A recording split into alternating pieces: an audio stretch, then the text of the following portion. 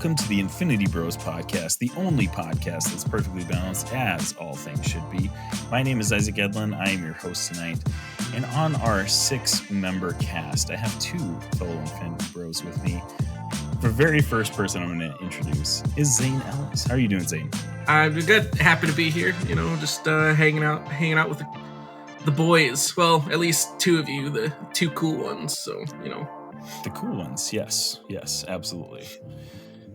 Suckers. And he's back, ladies and gentlemen. Mark Jones returns for a consecutive episode. Wow, everybody's excited about that. Didn't get resuspended, so I'm just glad to be here again. The High Council of Jarrett's is still in session. So many AI minds going on up there that they can't come to a single conclusion. So, it's still in process, but we'll see. The Jarrett PT. Jarrett PT. Actually, that's pretty good. We should definitely start calling him that. So Mark Jones is back once again. So you know that this episode is going to get just absolutely bonkers. We're going to be talking about the Mandalorian season finale and recap it a little bit for you. But first, if you have never listened to the Infinity Bros podcast before, you can check us out on theinfinitybros.com. All the socials, Facebook, Instagram, Twitter, TikTok, YouTube, and even on Twitch. Zayne and I are going to be streaming some Devil in Me Dark Pictures anthology tonight, which is going to be over by the time this episode airs. But I do want to mention that we do stream some fun stuff from time to time. So make sure you check us out on any major podcast platform. Get involved in the conversation. We've got a Discord that you can chat about stuff, or you can email us at infinitybrospodcast@gmail.com. You guys ready to dive in? Always. Born ready. So for those of you who have not listened to the Infinity Bros podcast, we rate things a very specific way here in the pod. So we're going to play that bumper right here. Here on the Infinity Bros podcast, everything is ranked from a 0 to 6 point scale. 0 meaning horrible and 6 meaning absolutely excellent. If all of the Infinity Bros rank something a 6, it gets an infinity step. And additionally, we're going to be completely spoiling the season finale, Chapter 24, The Return of the Mandalorian, and talking about the whole season. So, if you haven't watched the whole season or the finale, maybe put this on pause, come back and listen to it later. We already have your download, so don't worry about that. But we definitely would not want to spoil things for you if you haven't yet. This is... Prepare yourself. An Infinity Bros. Prepare yourself. Spoiler. Warning. All right, boys. Chapter 24, The Return. Finale of Season 3 of The Mandalorian, which has been I feel like it's been more controversial than the first 2 seasons of The Mandalorian, which I feel like the first 2 seasons were pretty much universally loved. Definitely a lot of discourse going on around this season. But we finally get to close out this chapter of the Mandalorian, and it was a pretty crazy season. We had a lot of crazy stuff going on. Chapter 24, we see Mando, actually at the end of chapter 23, get captured. And the Mandalorian group that he's with is kind of on the run from Moff Gideon and all his cronies, all his Beskar wearing clone troopers and all that good stuff. But this episode sees us come to a head. We get, a lot of really, really cool shots, a lot of cool stuff. But the first thing I want to talk to you guys about is Moff Gideon. So Giancarlo Esposito, fantastic actor. I feel like, to me, Moff Gideon Giancarlo Esposito has cemented himself and Moff Gideon as a classic Star Wars villain. I wouldn't put him top 3, but he's definitely like a top 5, top 6, maybe like 5, 6 in there, villain in Star Wars. What are your guys' thoughts on him coming back these last 2 episodes of The Mandalorian? Zayne, go ahead first. Part of it, I think, it's very fitting. It's a very Star Wars thing. They love to bring back villains, whether you like that or you hate it. But I feel like it was a good way. Like, it was something you had to bring him back in because you knew his story wasn't necessarily done. Like, yeah, he was kind of that big part of the first one, but when you kind of bring in some of those elements of the new from, you know, the most recent trilogy, especially you get into like the clones, you get into some of this other stuff, it's just like it makes sense to bring him back because that was the whole focus of Mandalore, and it kind of ties in to be like, hey, well, what's a perfect spot to set up your secret hidden base? And on Mandalore, where you've told everyone they need to go high, you know, hey, don't go to Mandalore. So it made sense that he had all this stuff here, and ultimately of this arc, like he's the big bad. He was the one that's trying to make all these clones, make them the Force sensitive. That's why you find out why he wanted Grogu, like all this stuff. So I felt like it kind of would have been disingenuous to not have him there as this, because like he's the ultimate bad guy for this area. It's just like, what else would you have done? You just try to introduce some other like character as a bad guy. I just feel like too much of the groundwork was laid, and you know in the back of your head with Star Wars, you're gonna see villains more than once. And so it followed that pattern. As we should, because I mean, we've been pretty critical of the MCU killing off their really good villains a lot of times way too soon. Like one movie, die at the end of the movie, then they're done. And it's like, oh, hey, it would have been really cool to see a little bit more character development, see, something else with them in it, at all. Right. But yeah, we get Moff Gideon back, and I think these last two episodes of season 3 were just probably the best 2 episodes of the season, in my opinion. And we'll get into our ratings a little bit later. But Mark, what did you think of Moff Gideon and his Mandalorian crew in these last few episodes? Are we sure the Moff Gideon we see in this episode is the Moff Gideon? Because I feel like the Moff Gideon that we have known to love has a mustache, and this Moff Gideon did not have a mustache. Just like the clone that we see in that chamber has no mustache. Yep, they did do a very specific close-up of that clone. And I mean, obviously it's a clone of him, so it's going to look like him. But there's definitely some rumors going around online that potentially Moff Gideon could have replaced himself with a clone. That's Moff very Gideon true. is so menacing and sociopathic that I feel like he, knowing, being like 3 steps ahead of everybody, would be like, I'm not going to fight this fight. I'll make them think I'm there, and I'm going to, make sure that my clone dies. In the end of the episode, I mean, we already gave the spoiler warning, but Moff Gideon dies, which I was like pretty surprised by because before, on our episode, Mark, I had said Moff Gideon's coming back. Like, he's definitely going to be in season 4. But after he died, I was like, I don't think he died, actually. So that makes way more sense to me that was a clone. We've seen way too many movies. If they want us to know that a character's dead, they show us a body. Yep.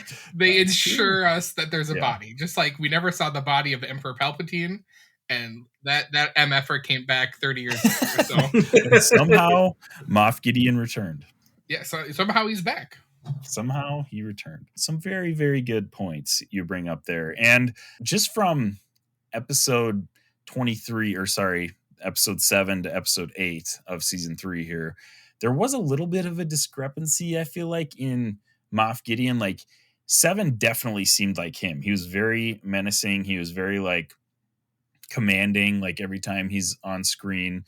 And then, at the beginning of this episode, he gets reported that like Mando, escaped, and, all the other troopers are like fighting and stuff. And he's like, I'll go take care of the Mandalorians myself. And to me, that stuck out as something like, I feel like that's something Moff Gideon wouldn't do. Like you said, Marka, he's a little bit more smart and conniving than to go like face down a bunch of pretty elite warriors, like all by himself. And then later on in the episode too, like it's literally himself. Like while this battle, like air battle is raging above him, which was sweet, by the way, Mandalorians like flying at each other from both sides. That was amazing. But like, I don't know, dude, something felt off about Moff Gideon in that last episode. So it would not shock me at all if that one was a clone and Moff Gideon's off world, maybe pulling the string somewhere. So you never know. But yeah, we get obviously, this whole I do want to kind of touch on how coming into this episode, we knew it was 38 minutes long. And to me, I was like, how are they going to wrap this up in 38 minutes? And they did it in a shocking way to me, is they had almost zero twists in this episode. They just played it like completely straightforward. And I was like, okay, well, I wasn't expecting that. I was expecting, Ahsoka to come in and like save the day, or Thrawn shows up and Thrawn shows up and like, I don't know. I was expecting something big to happen, and nothing big happened. Like they just like played it completely straight, and it wasn't terrible. I don't think it was like bad how they did it or anything, but I was just like, they destroyed the Darksaber. That's pretty big.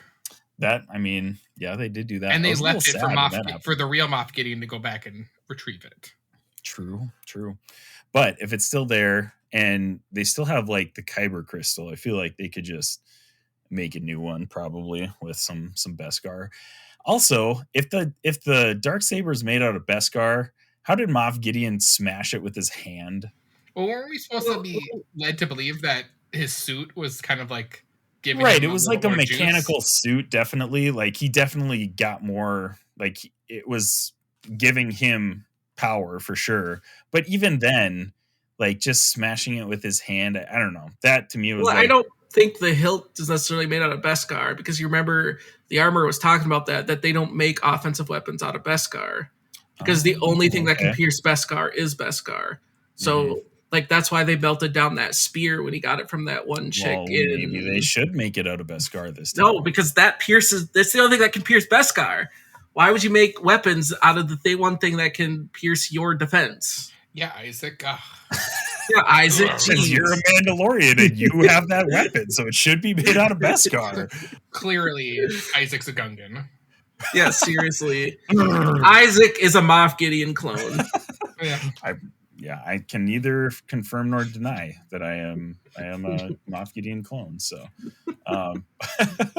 but we get, I mean, Grogu he starts out the episode in his IG-11 or IG-12, excuse me, exoskeleton, which is amazing. They are going through, Din is doing work, taking out all these like dark troop, like Beskar troopers in that area. And like action wise, I don't know if I can complain about this episode. Like there was some really fantastic action in that scene with, the Mandalorians fighting the dark Beskar troopers in the air, in that last scene, and with Bo-Katan and Din and Grogu, honestly, in that final showdown against Moff Gideon. There's a lot of great action in this episode. Zayne, you're pretty much the guy that gives everything Star Wars a 6 out of 6 on this show. What did you think of Robbie completely disrespecting the last episode of The Mandalorian? Well, I think Robbie's a Todd. Well, yes, that's definitely true. When did you disrespect the episode? Oh, we talked in the group chat. Yeah, I guess I should probably explain. Zayne. Oh, yeah.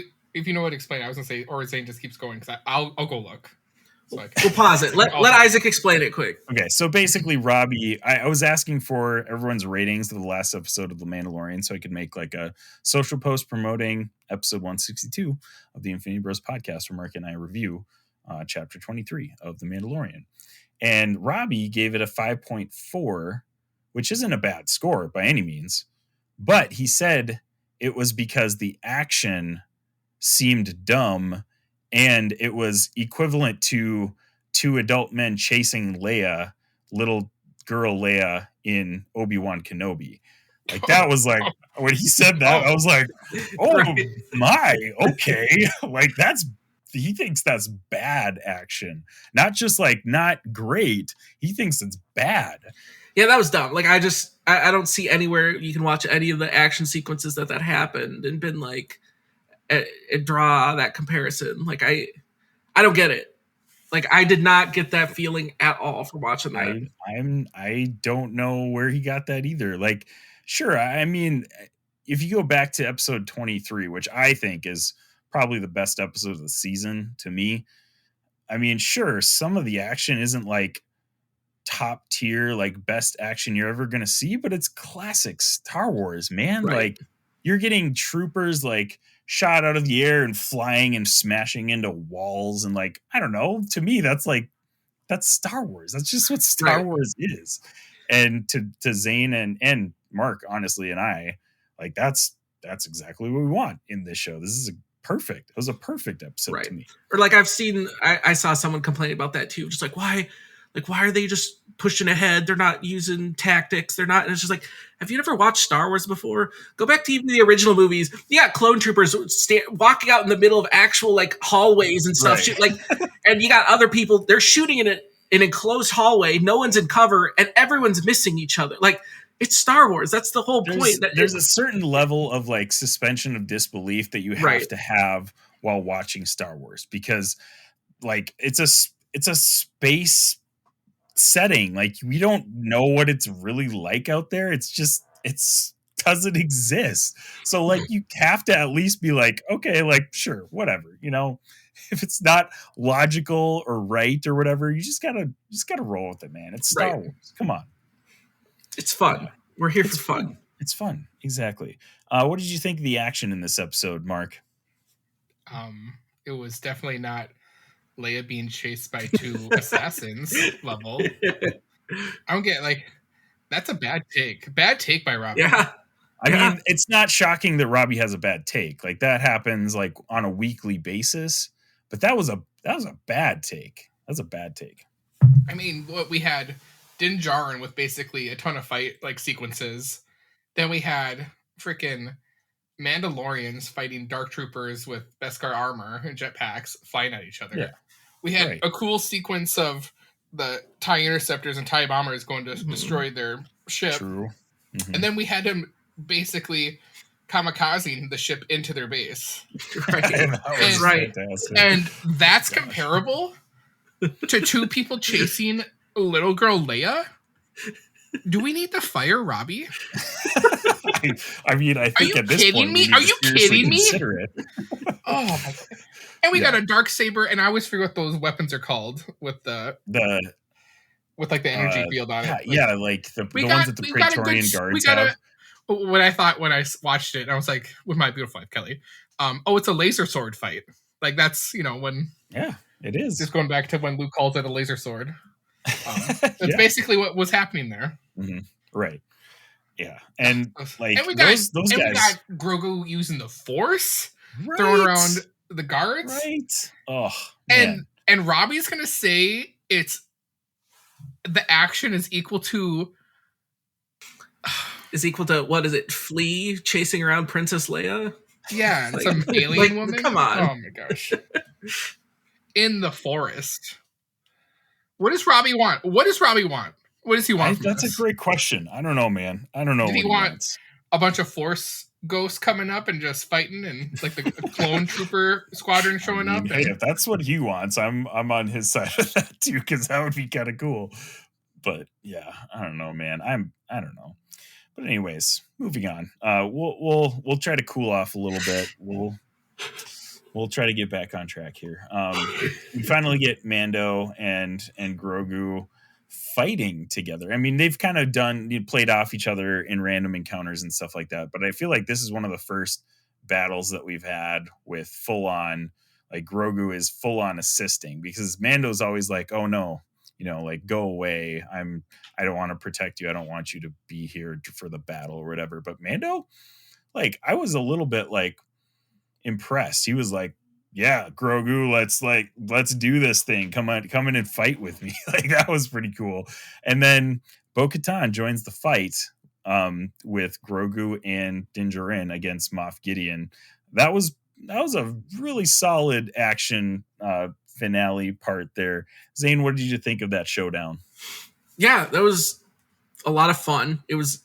I thought it was shot fairly well. Like, it was a relatively, I don't want to put it as believable because it's Star Wars, but it felt like Star Wars. It felt like a Star Wars fight. You had, the flashing, put it as laser swords. Like, you got that, you got an actual struggle. And then the fact, you had it culminating in the fact that it was Bo-Katan, Jin, and Grogu. Like, all of them there, that's kind of your triumvirate of heroes, especially for this season, fighting off against the main bad guy. Like, I'm not going to say that it's like that epic ultimate as high as, that it's not that Luke Vader showdown or whatever, but like, it fit and it worked, and it's what you wanted to see in a finale. Right. I felt like it fit the show very well. Like, Yeah. I mean, Moff Gideon has been the main villain through all three of these seasons, and it was a fitting showdown. I mean, when he showed up in that Mandalorian like armor like suit, I was like, okay, Moff Gideon is legit, guys. Like, Right. that was a sweet suit. Like, no lie, I was almost like kind of rooting for him after he got that suit a little bit, because I was like, that's really cool, and I want to keep seeing that. But yeah, I mean, it was a really cool showdown. But I want to go back a little bit. I skipped ahead because I was excited to talk about that. But we got this cool scene where Mando is like telling R5 to, open up these laser shields to make it across into the cloning room. And it was cool because to me, it reminded me of like, Luke and R2D2 or even, the prequels, like Anakin and R2D2, like them communicating, and R2's like, whizzing around doing all this stuff. And R5, who is getting some redemption in this series, is like, yeah, I got this, guys. I got this. Even though he's a terrible junk astromech and he doesn't want to be there. He's like terrified. He's like going and doing the thing. And then we had some of those little mouse droids. Yeah. The sirens were going off and stuff. Oh my gosh, that was great. But Mark, Mando is starting to get over his fear or disdain of droids. He's like, he liked obviously IG-11, previously, but he's starting to get a little sentimental for I-5, I think. What do you think about that? I think he might be, it's like the precursor of him, becoming a full-fledged father. So he's getting a little soft and more caring of other things. That's probably because why. we know that once you become a father, you basically just start crying all the time. That's pretty much how fatherhood goes. Before child, then it's nonstop post-child. Yeah, basically. So just be warned. Zane, this is our advice to you. Taking notes. Be aware that once you become a father, the tears start flowing, man. It just happens. But yeah, that's a good point. I like that he's kind of just becoming softer and maybe more like forgiving in general. Whereas he was like this kind of hardened bounty hunter that didn't trust anyone before. And now he's like opening up to trust people, more willingly right off the bat, instead of, distrust everywhere until they earn his trust type of thing. But this is, I actually liked this scene because R5, to me, the pivot from the IG-11 thing in the first couple episodes to R5 made zero sense to me. I was like, I thought it was just dumb storytelling. They spent all this time talking about IG-11 and then just gave up and gave him R5. I was like, this is just stupid. Like, little redemption in that with R5 coming in clutch in this episode for sure. But we flip back to what he's actually doing for Din Djarin. He's opening up energy shields one by one so he can take out these Beskar guards like two at a time. And this is an epic scene right here. Zane, did you get any vibes from Duel of the Fates with these energy shields like going off one by one? Exactly. That's all I could think of too. I saw someone else make a post too, and it's just become such that epic thing, and especially even in Star Wars, that the hallway scene, like every show now, like in that action scene, like we got to find some way to incorporate the hallway scene. And so, and then the post I saw was like, you had it from Rogue One with Vader at the end, hallway scene. You had it with the end of, was it season 2? Or, when Luke comes in to fight Grogu, when he walks through to get to the end, like all these hallway scenes. And it's just like, now Din has his awesome hallway scene. And you're just like, this is what you want to see. Yeah. Yeah. And then by the end of it, he had, one of the energy batons or whatever those things are called, and a shield, and the shield just ready. So good. They get into the clone room, and that's when they see obviously Gideon's clone, look him in the eyes, and he does the freaky eye-opening thing. It's like, that's definitely going to happen when you're zooming in. Right, you knew that was happening. Yeah. But it was still cool, so it didn't matter. Mando, destroys all of the clones. And this is, again, this is going back to why is it so easy for Mando to just press a button and destroy all these clones? I feel like Gideon definitely has either another facility that he's doing this in, and this is all just a facade to make people think that it could be. If you tie into everything from Rebels and Thrawn, or tie into what we saw at the end of Bad Batch, the main cloning facility is on Tantus. So you could hypothetically be they could have places all over the place, Moff Gideon has shown us that he is one or two steps ahead of everybody pretty much at all times. I'm getting the feeling, guys, that he's not done, that he's going to come back hopefully in season 4 and be the big bad guy. And they made reference in the season about the scientist, what happened to him, it can be reversed, he'll recover, so, or they'll be able to recover whatever. So right, that'll be able to recover his research or whatever. Yeah, I don't remember exactly what they're saying, but again, it's one of those things where they just played this so straightforward that I was just kind of caught off guard, that they were like, oh yeah, all right, let's move on to the next plot point that we need to tie up. All right, next one, tie up that one. It was just like, oh wow, okay, we're just taking these down. All right then.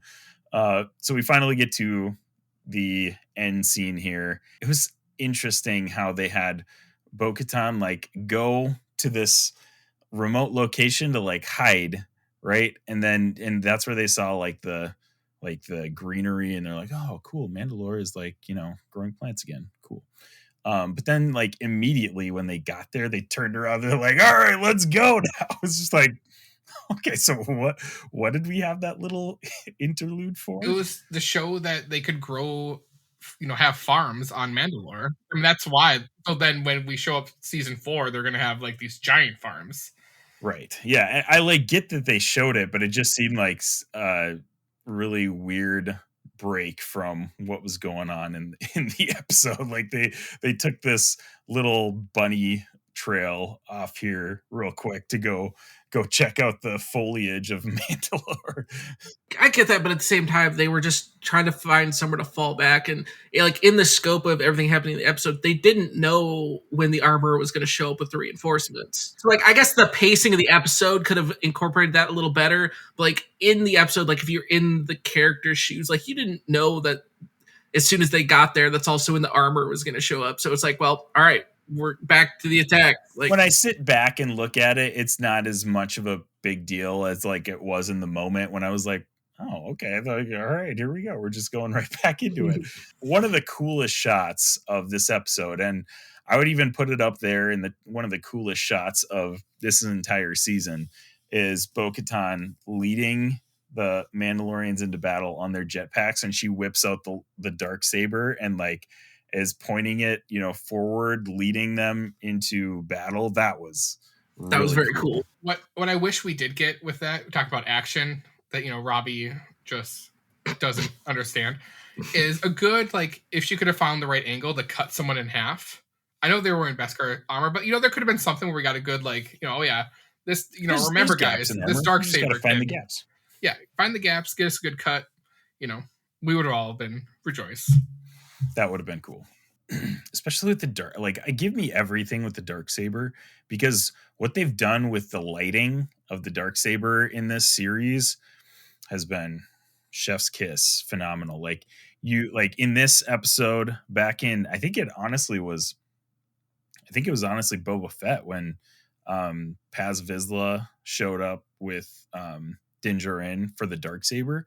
The lighting in that scene is incredible. Like, that's one of my favorite shots from this entire series is Din Djarin like holding the dark saber, and with his like silver armor reflecting the light from the dark saber is just like, oh man, Awesome. that was Star Wars right there, man. Oh, just so stinking good. What if you find out that like at the end that like Din like maybe like grab the probably like the broken hilt, and then what we get in the future is like they make a lightsaber for Grogu off that crystal, and then he just has a dark saber lightsaber. A little mini dark saber. Yeah. Oh, along with his Mandalorian armor. Yes. Oh, okay, so that's another thing. They made this big deal about getting him this like chess piece earlier of like Beskar as a foundling, right? Which was cool. Didn't mind that.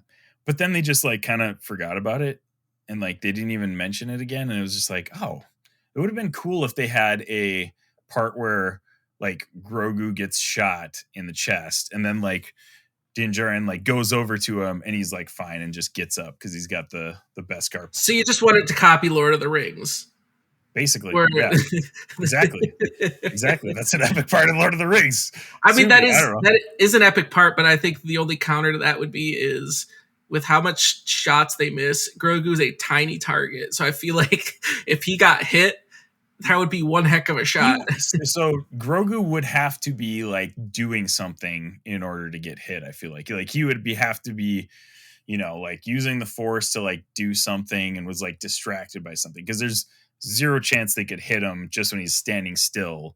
Because like you said, I mean, he would just like flip out of the way and be fine. But he would have to be like, you know, like in that moment, obviously this is the moment where it's all over pretty much. But like when the ship comes down and just blows up the whole base, and Grogu's protecting them in that like Force shield bubble or whatever, that would have been like a moment where like, hey, somebody could shoot Grogu there, because he's like super concentrated on doing this like Force shield thing. But I mean, obviously the moment itself was perfect, so it didn't need to happen there. But you know, just he needed to be a little distracted and get shot at some point, or like, I don't know, why make the big deal about giving him the chess piece if you're not gonna bring it back into the show at any point? I know it was brought up just a little bit earlier, but it's all I've been thinking about. Just give us. They should just make a Star Wars like series that just basically copies Lord of the Rings from Fellowship to Return of the King, and just like undersell it. Be like, it's like Lord of the Rings. I didn't know that. Did you guys hear about this? This is totally off the topic, but this dude wrote a fan fiction of Lord of the Rings called The Fellowship of the King, and he is now suing Amazon for copyright infringement from the Lord of the Rings of Power series. He says that is too close to his Lord of the Rings fan fiction book.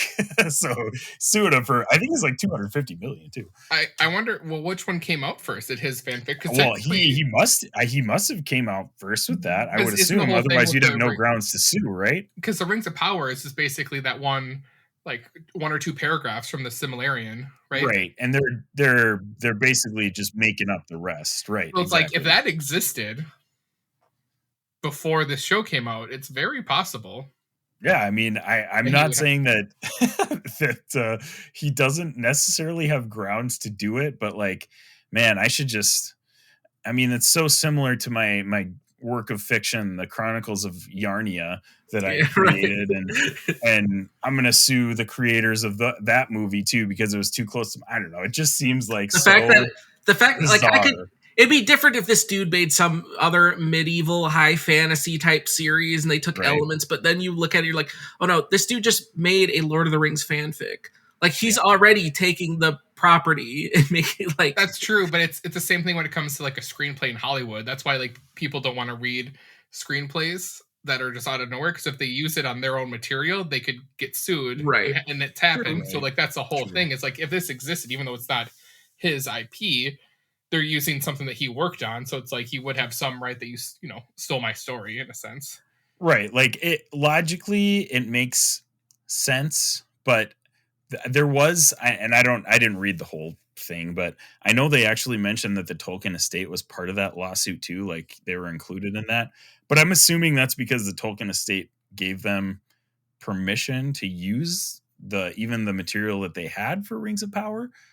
So I'm not sure how that all works out, but like the fact that Tolkien estate was in there, I was like, okay, dude, like you literally ripped off Tolkien's works and now you're suing him for copyright infringement. dude's looking for some settlement money. Yeah, he sues for $250 million, gets $1 million out of it. Bingo, Yeah, bingo. exactly. Yeah, bingo, bango. Exactly. I think Jeff That was- Bezos that can was afford it. that was a fun little side quest here. But let's get back to, so finally we get, some really cool scenes at the end here. Like honestly, they did a really great job of shooting this whole episode, but we get this scene where they are in the Great Forge and they're reigniting it, and it's cool. Like the Armorer and Bo-Katan are down there. Armorer gives Bo-Katan the torch, relights the Great Forge, and all the Mandalorians are like united again. And that was just like a really cool moment and that I feel like that was a great like encompassing moment of all the Mandalore stuff that we've had throughout this show and in, Clone Wars and in Rebels. It was just cool to see them all together once again and like, all right, now we're ready to start, our new society or whatever as Mandalorians. But Zayne or Mark, whichever one you guys wants to go first, thoughts on just the whole Mandalorian aspect of this show and all the lore that we got in this season, and mixing in stuff from Clone Wars, Rebels along the way. Yeah, I thought they did a good job of giving the story you need of like especially if you never went and like watched Clone Wars or Rebels, or I can say it till I'm blue in the face. Very much recommend watch those shows. But if you don't, or if that's just not your prerogative, whatever, I thought the show does a fairly good job of telling you what you need to know and kind of explaining some of that stuff that if you don't want to go watch that, fine. But that will only improve your experience if you do. Right. Yeah. Definitely. You know what? Just go watch the shows, people. Just go watch it. You got nothing better to do. Just go watch it. If you're listening to us, you got time to watch those shows. You'll make time to watch those shows. Yeah, right. Exactly. And they're fantastic. Rebels is one of my favorite Star Wars properties of all time. I told Mark that last week. The storyline in Rebels is just phenomenal. Very It's good. So stinking good. But last scene we finally get is they're down in the, what do they call them again? The pools or whatever. The mines of Mandalore. The waters of Mandalore or whatever. The living waters. Yeah. All that. Whatever. All that. Cliches that they were talking about. So they're down there. Paz Vizsla's son finally gets, his ceremony or whatever to become a Mandalorian, which that's another weird thing. Paz Vizsla dies. Zero mention, nothing. He's just like, oh, okay, cool. Not even in this scene. Like, it would have been cool if they had like some kind of like nod to him with Ragnar being, Mandalore. How do you say that? Him becoming a Mandalorian. It would have been cool to see some kind of like reference to him, but they're just like, thanks for your sacrifice, Paz. We don't need to mention you again.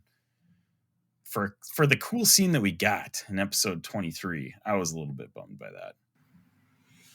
I mean, that's fair, but they're also not clones. They're just like, all right. And it could just be part of their creed, where it's just like, he served us and we move on. Right. That could also be there. I also find it interesting that, they're existing together as the two different types of Mandalorians, where, some take their helmets off and some don't, and they're just like existing together. I think that's pretty interesting. That was pretty cool. Pretty cool moment that, and we had a lot of that tension in episodes 6 and 7 of them coming together, and it's just, man, it was a cool thing to see all of them like united finally at the end of this. So last, closing moment of the show. Well, I shouldn't say closing moment. There's a couple different scenes after this, but one, Grogu becomes Din Grogu, which, I mean, I feel like this was something that was like assumed through the whole show, that like Din was like his adoptive father, but he finally comes out and says it. He's like, all right, I'll adopt him then. I could do it. Fine. I could be his dad. Like, almost this season for sure, he definitely was like acting as his dad this whole season. And then he's like, yeah, sure, I'll be his dad. Why not? But then Grogu looks up at him, makes his cute little babbling noises. Oh, God. Grogu is a legend. He's the best. And slight moment, Grogu kind of looks at the living waters, and then we get a shot of the mythosaur. Maybe some like force connection, maybe. What did you think about that Zane? That was cool. I mean, the fact that it kind of brought that back, because that's the whole thing of, hey, the mythosaur's there and everything. And I thought it was fun. I think it'd be cool if, I want to see Grogu ride the mythosaur. Dude, Grogu in Mandalorian armor with a dark saber riding the mythosaur. We know the connection he has with animals, so like, let's see it. I don't even care if it's a terrible season or show. Like, that would be just like we had from Book of Boba Fett. We can have Boba riding around on his Rancor. We can have Grogu riding around on the mythosaur. Oh my gosh, we're incredible. Fighting Moff Gideon clones. Like, to make it happen. Oh my gosh. Could you imagine if that's what they do to us in the next like season? If that's like the last one or two more seasons where like we get the reason why Snoke looks so screwed up is because he had a battle with Grogu and Din Djarin. And like that would be such a great tie to those movies where it's like, okay, now we know why. What if Snoke is an old like just Moff Gideon clone? Yeah, I've already Moff Gideon clone. Yeah, that's what I was gonna say. What if he's just like an old, like just decrepit, hang on, overgrown all right, Moff Gideon clone? Let's everyone get in the airboat. All right, let's get into the weeds. Let's get into the weeds. Here we go. So that was my thought when we see Moff Gideon get like burned alive, basically in his armor, and I'm like, well, Snoke is really burnt, but then I'm like, well, Snoke in the movies is like 8 feet tall. So that's where it's just like, it just didn't make sense unless like, some healing process made him taller. But I thought about that. But it's like, well, you have to explain the height because in the movie, Snoke's a giant apparently. So yeah, right. So that's the other thing. Well, Snoke's also established that he's a Palpatine clone. But why? Like, that's just old technology. So like, maybe Moff Gideon perfected it, and that's why Snoke used it. Yeah. Well, that's the whole thing. Like, if that's what I'm saying. Like, all that in corporate, right? They're manipulating all that stuff. So maybe that's how you're tying there somewhere. And that could be the thing where it's like, oh yeah, we're able to make Moff Gideon clones, and they use like that type of DNA into like other stuff to combine for Snoke. So that's maybe, I don't know. Yeah, we'll see. It's possible. But I'm just saying, mustache Moff Gideon's coming back. I think so too. Save that just for a little bit here. Two more scenes. Din Djarin, Din Grogu fly to a Delphi base where Captain Tiva is, and he basically offers to do jobs for him for the New Republic. So, but like off the season books. 4. But off the books. Off the books, yes. Season 4. Because he's a bounty hunter. I mean. Bounty hunter, right. He still is a bounty hunter by trade.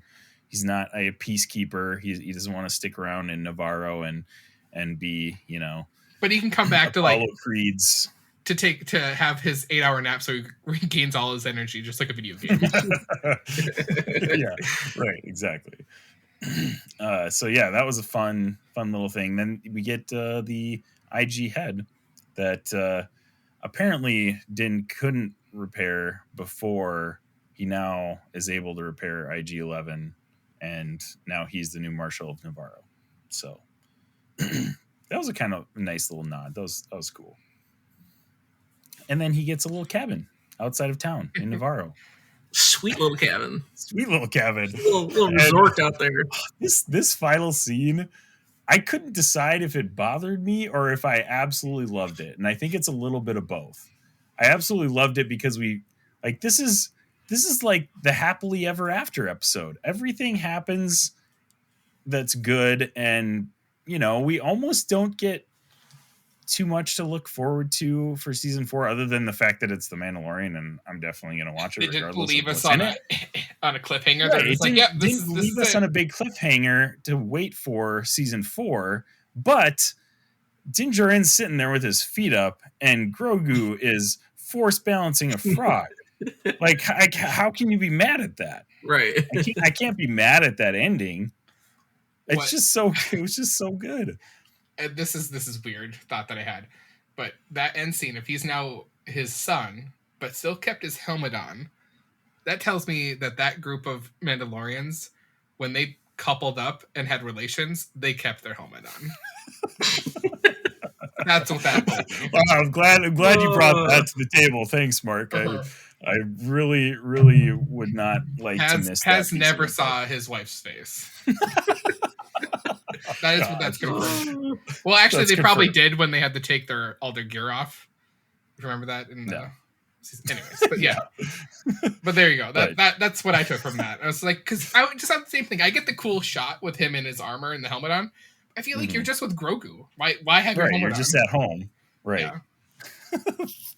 All right, so that's what Mark got from that scene. Okay. Definitely not what the rest of us probably gleaned from it. But so anyway, we're getting rid of Robbie from the group and Mark. Mark is getting resuspended. Mark is going to go back into cyber sleep pretty soon here. Cyber? What are you making the jerks do to me? I don't know. Whatever you were in prior to us plucking you out of and coming back on the podcast last week. But the final thing that just was like, I was like just in shock that they did it, was they did the like classic like old cartoon like closing circle on Grogu and Din Djarin, and I was just like, are we in a 1930s cartoon? Like, what is going on right now? I mean, again, I didn't hate it. Like, it was hilarious, but I was like, what the heck? Why did they end it like that? It's just so bizarre. Just, I don't know, man. What did you guys think of that? I didn't think about it that much. I just thought it was like, it's one last shot of Grogu playing with this frog. Not like, oh my goodness, this is a 40s cartoon when cartoons were still racist. Like, it's just an ending, man. Yeah, I wasn't thinking about that clearly. Yeah, it was weird. I thought it was weird. But anyways, so did you think Grogu was gonna like put his hands out and then like, that's all, folks? Actually, yeah, exactly. What would have been a good ending for this type of show to give more action to Robbie is, as they're doing that, like a starfighter comes out and like hang on, and then it expands back out, and like that's our teaser. Oh, okay. So it's like, it's tricking us that it's the end of the show and the series, and then it comes back out because clearly someone knows. And then it goes back. It goes back out quick, and then just to annoy Isaac more, it zooms back in because it's Pele Mata, and then it ends. Oh no! Ends up Pele Mata going, yeah, I'm here. The show's over. I am also here. Isaac would throw his remote. I would, man. Oh man. Yeah, that would have gotten me for sure. But okay, moment of truth, guys. What did you rate Chapter 24 of The Mandalorian? Mark, go ahead. I'd probably give it. This is just selfish me. I would give it a solid 6.0 because it's only 38 minutes. I wanted more. If it had more, it would have been a 6.5. All right, 6.5 out of 6. But it's only 6 out of 6. It's only 6 because of the 38 minutes. So we didn't get enough. All right. Zayne, I pretty much know what your answer is going to be, but what did you rate this episode? Axe Woves crashed an entire Star Destroyer into that base. It's a 6 out of 6. You're not wrong. I thought he wasn't just on that alone. Why aren't you getting out of the ship fast enough? Like, oh no. He did, but it took him a while. But yeah, that was epic, man. I'm not quite there, guys. I think Freaking I think stupid cartoon episode or ending. the season no, that's not what did it for me. 4 out The of 6. season 1 and season 2 finales were just so epic that I feel like comparing this one to those two just doesn't really measure up to them. Like, it doesn't leave me really excited for more seasons of The Mandalorian, because I think they it could, like you said, Mark, I definitely could have used another 15 minutes in this episode. I could have used more exposition and tying up those loose ends instead of just going bam, bam, bam, bam, tie But up all how the do you loose top? ends. I get what you're saying, but how do you top the ending of the last season when you have Luke show up? Exactly. You Like, and can't. that's probably my expectations being too high. But I don't know, like, it's the same Marvel problem. Like, these movies keep having to build on each other, and when they don't measure up to the movies before, we're all kind of like, oh man, like, it was good still, but it wasn't what I thought it was going to be. So there's definitely an aspect of that to this episode with me. I really like and appreciate this ending because it basically leaves to, hey, they're kind of like done with everything. So when the next, like, if their next story is them being in the Ahsoka show, or like that's how they come, because I'm thinking that's the ending, is they probably combine all these live action shows into one, or at least and probably end it all with the movie that Filoni is going to do. Probably. Sure. So it's like you got to leave these two open to do something. So like if you said Moff Gideon, alive, you'd be worried about that the whole time. It's like, well, when is Moff Gideon going to come up? It's like they're basically shadowing that. It's like, oh, Moff Gideon's dead, so they're not worried about anything. So they can go help Ahsoka. They can go help Rebels. They can go help Luke do something if he needs. I don't know, stuff like that. Boba Fett probably comes back, and they hang out for a bit. Yeah. Well, I think that's ultimately going to be the bigger tie-in, because especially with Ahsoka, like, I feel like it just sets itself up too well that you bring in him to help you find Ezra. Yeah. Like, everything we're getting from, Sabine and Hera, like, you're getting everyone else, and a part of that is going to be them looking for Ezra. Well, what better way than a bounty hunter who knows his way around it just seems set up. An epic team up too. Right. And they accidentally find Cal Kestis, it's all fun and games. Oh, please. Yes. Live action Cal Kestis, please. Oh man, that would be amazing. But anyways, because of those reasons, I still loved this finale. I definitely don't think it was a bad finale. I'd give it a 5 out of 6. And yeah, I don't know. It just didn't feel quite as satisfying to me as the previous season. So that's what I would give it. Let's talk a little bit. We kind of have been throughout this whole time, so we won't spend a whole lot of time on it. But I want to get your guys' thoughts on season 3 as a whole. So I mentioned before we started that this has definitely been the most controversial, at least online. Like, in person, I feel like most of the people that I've talked to have really loved this season as well. But online, this has been getting a fair amount of hate. Not enough to make it like seem like a bad season or anything like that. But what would you guys say to just the overall season, and why do you guys think it is getting so much hate, Zane? I don't know. It's like, I've tried to like read into like some of the stuff that like people have given a lot of hate for. And there's just like, there's a lot of stuff that I don't entirely agree with. Like, for me personally, like, I love Bo-Katan Kryze from stuff in Clone Wars and everything else. And so like, I actually love the fact that this season was as much about her as it was, if even more about her. Like, I was totally fine with it. Like, it set it up. And so for me, like, I still thought it was fantastic, but it just seems like a lot of the negative or what people had, it's just that it wasn't a Din Djarin story. And it's like, well, it doesn't necessarily have to be. Like, you're setting everything up for the Mandalorians, and you're delving more into the story, and it's just like, I think Bo-Katan plays a huge part in that. And so like, I didn't agree with a lot of the hate, but also, like I said, I'm a big Bo-Katan Kryze fan, so like, I was fine with it. So maybe it's just a different on perspective of what was happening. And Bo-Katan's arc in this season was great. I agree with you there. I don't think she was a part of the problem at all from my perspective, for sure. If there are people out there that are hating Bo-Katan in this show, or not necessarily hating her, but like hating that the focus was more on her than, Din Djarin and Grogu. I think that's whack. You guys are just losers and hating on stuff that doesn't need to be hated on, for sure.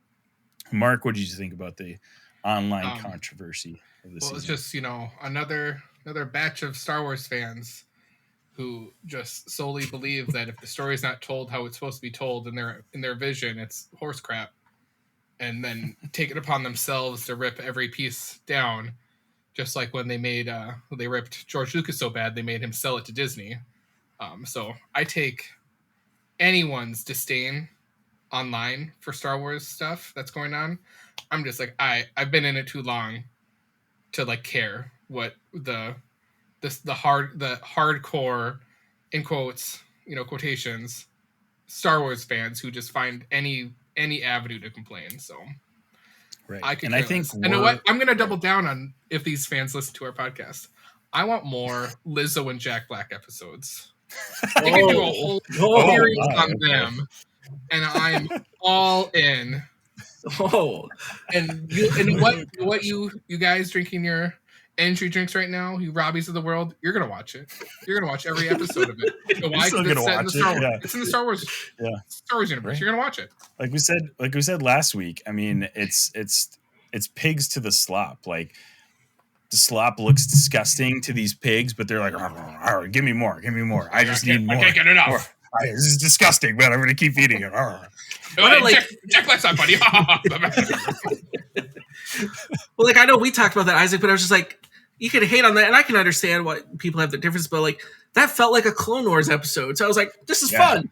Yeah, it's just like, honestly, who cares? The Star Wars universe is full of all kinds of different characters. Like, who cares if it's Jack Black and Lizzo? Like, it's fun. And that's the whole point of this show. It's doubling down on the space western, and this is a show now, so it's just like shows like those 50s shows of like westerns where it's just like you have an episode about nothing almost that like kind of leads to the next, like that leads you to the next story.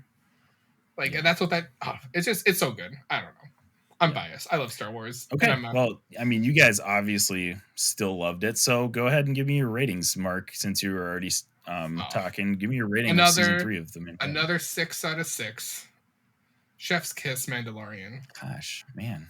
There it is. And Zane, again, I already know what you're. I mean, it's 6 out of 6, and then just even from the whole, just not just 3.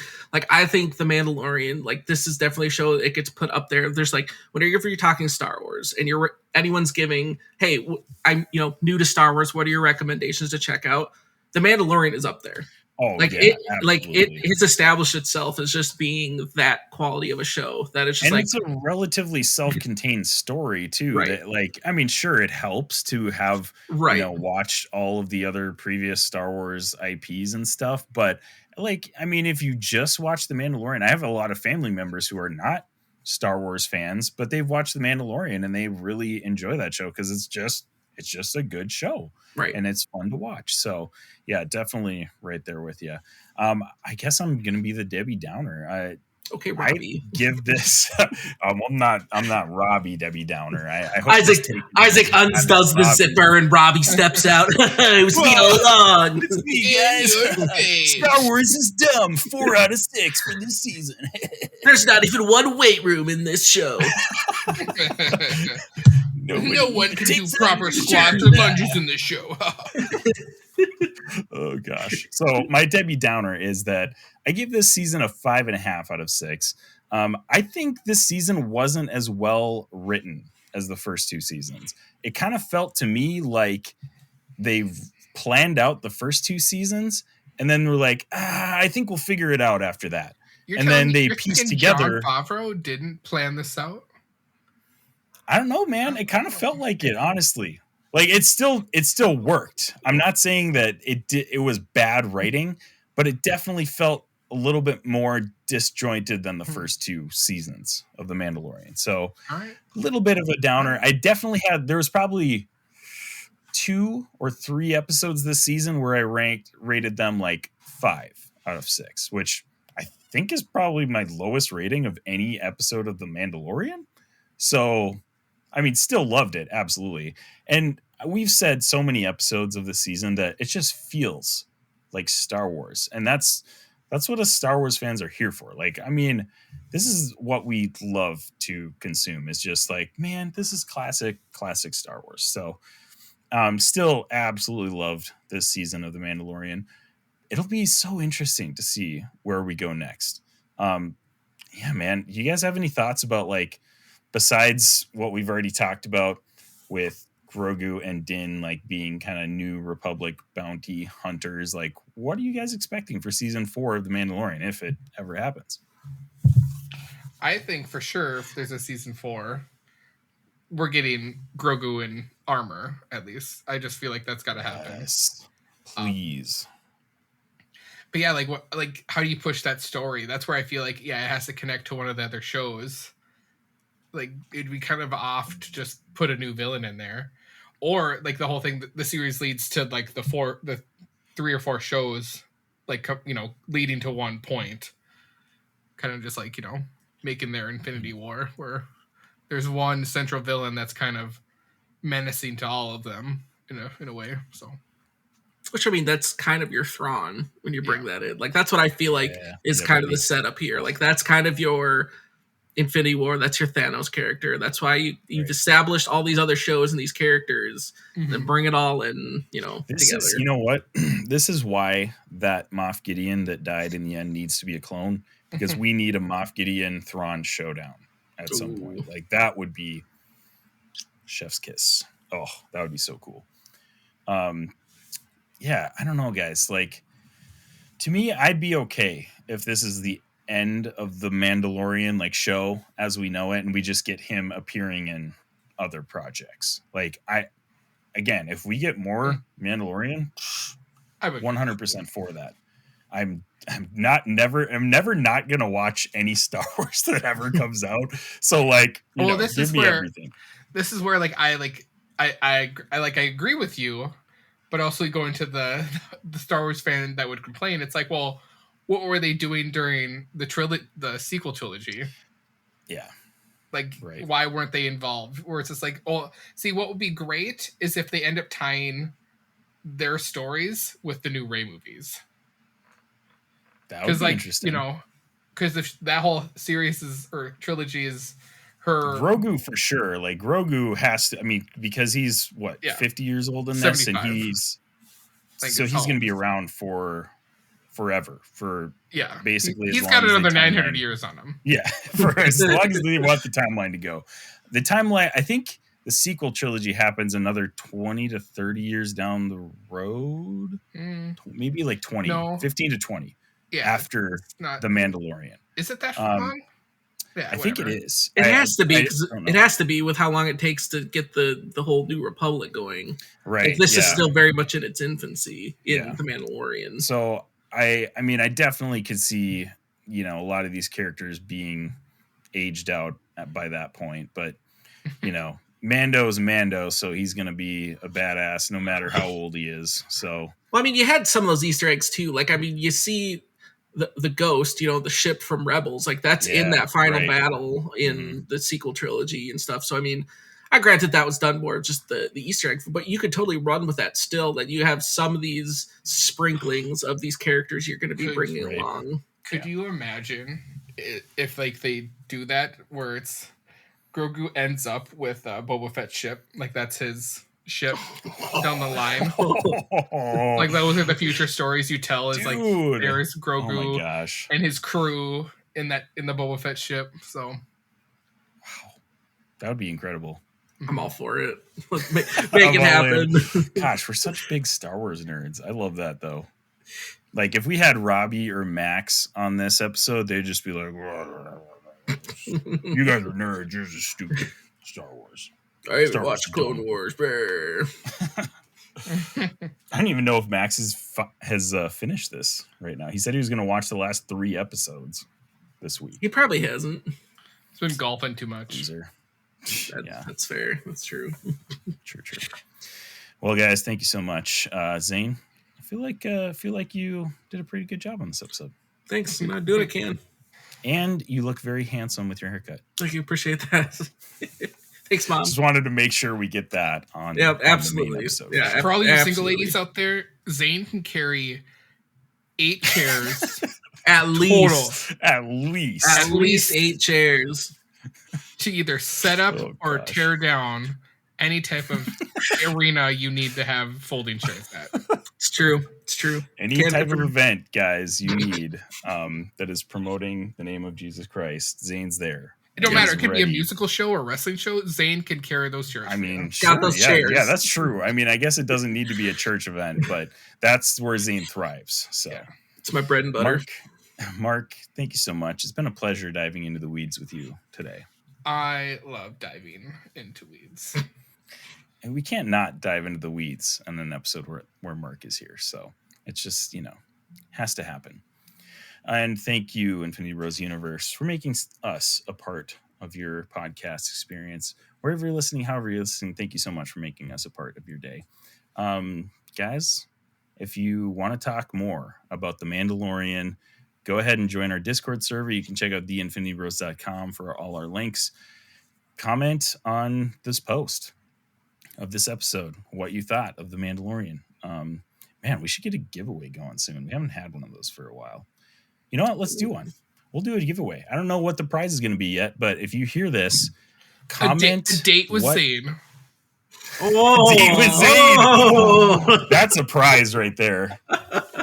That's a prize. If you Oh live my out of goodness. state, you can fly yourself in to have your date with Zayne. We will not be paying for it, but you can have a date with Zayne. Oh. But there will be a prize No, besides the date with Zayne. The date with Zayne is a bonus. Okay. I know the date with Zayne's not We a real thing, but the best. We thing haven't you even can finished recording. Scott's already commenting. How did you do that? I'm in. Wait, what? But you do a Zoom date, and each other party orders like a DoorDash for each. It's like a surprise what you're going to eat, and then you have like that should be a good Hey, that's a not a 20 bad minute idea, skit. actually. Yeah, there it is. There you go. Yeah. There it is. There you go. So yes, there will be a prize besides the date with Zayne.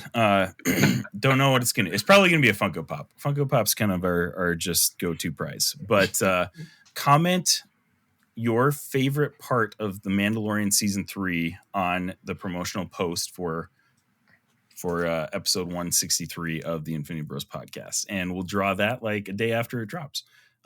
So you could win a Funko Pop. Fun stuff. Anyways, thank you so much, guys. Love you 3000. Bye. Thanks for tuning in to the Infinity Bros podcast. You can find the Infinity Bros on Facebook, Instagram, and Twitter at the Infinity Bros. Feel free to send listener feedback via email at infinitybrospodcast@gmail.com.